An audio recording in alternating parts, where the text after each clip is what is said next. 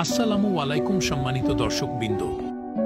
আজকে আমরা আপনাদের নিয়ে এসেছি বাউফলের একটি পুরাতন ঐতিহ্যবাহী বাড়িতে, গহর নিকেতন। এই বাড়িটি অবস্থিত পটুয়াখালীর বাউফল উপজেলার ধুলিয়া ইউনিয়নের শিকদার বাজারে। স্থানীয়দের ভাষ্যমতে এই বাড়িটি গড়ে উঠেছিল বংশীয় ঐতিহ্য ও নেতৃত্বের এক জীবন্ত সাক্ষ্য হিসেবে। গহর নিকেতন ছিল সেই শিকদার পরিবারের ঠিকানা, যাদের উত্তরাধিকার ছিলেন ৩ জন নির্বাচিত ইউনিয়ন চেয়ারম্যান।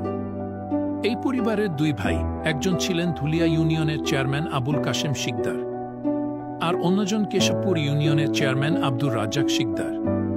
তাদেরই উত্তরসূরি আব্দুর রব শিকদার পরবর্তীতে কেশবপুর ইউনিয়নের চেয়ারম্যান হিসেবে দায়িত্ব পালন করেন। অর্থাৎ একই পরিবারের এই বাড়ি থেকে নেতৃত্ব দিয়েছেন পরপর ৩ জন চেয়ারম্যান। আজ সময়ের পরিক্রমায় গহর নিকেতন হয়তো একটু নিঃসঙ্গ, একটু নিস্তব্ধ, তবুও এই বাড়ির দেয়ালগুলো এখনো যেন স্মরণ করিয়ে দেয় বংশীয় ঐতিহ্য, নেতৃত্ব ও অতীত গৌরবের গল্প। এই ছিল আজকের গল্প, বাউফলের গর্বিত এক ঐতিহ্যের কথা। সাথেই থাকুন ইতিহাস ও স্মৃতির পথ ধরে হাঁটার এই যাত্রায়।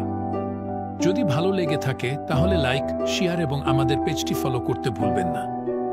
আবার দেখা হবে বাউফলের আরেকটি গল্পে, আরেকটি ঐতিহ্যে। আল্লাহ হাফেজ।